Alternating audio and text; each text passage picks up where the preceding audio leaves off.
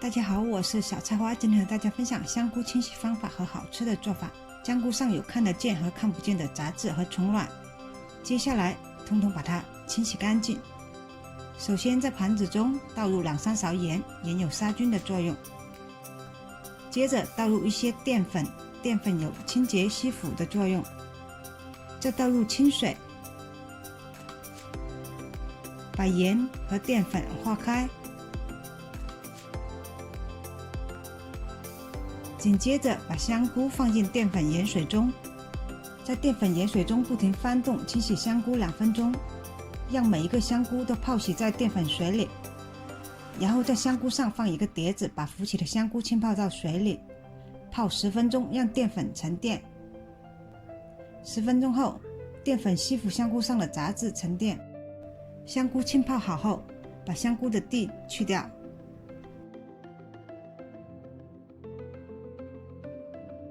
香菇上的杂质很多都被淀粉吸附，沉淀在水里。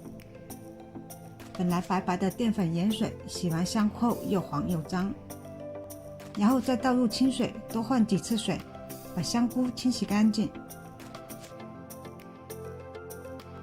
清洗到水变清澈为止。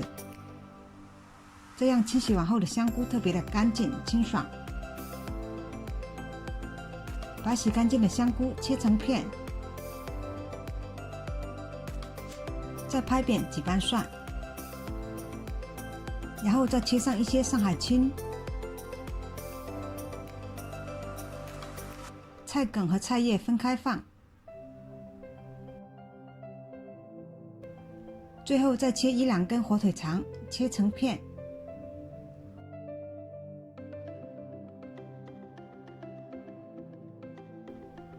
拿来一个小碗调个调味汁，倒入3勺生抽，1勺蚝油，接着倒入些淀粉，半碗清水，把它搅拌均匀，待用。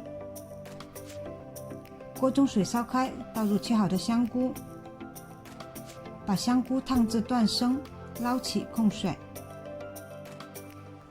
热锅下油，放进蒜，煸出香味。紧接着先把菜梗放进来，香菇放进来，把菜梗炒至断生，再把火腿肠和菜叶放进来，翻炒至菜叶变软，把刚才调好的调味汁再拌匀一下，再倒进来，再不停翻炒入味，调味汁变得油亮就可以了。今天鲜美、简单、好吃的香菇就做好了。喜欢我的视频，欢迎分享、点赞、关注。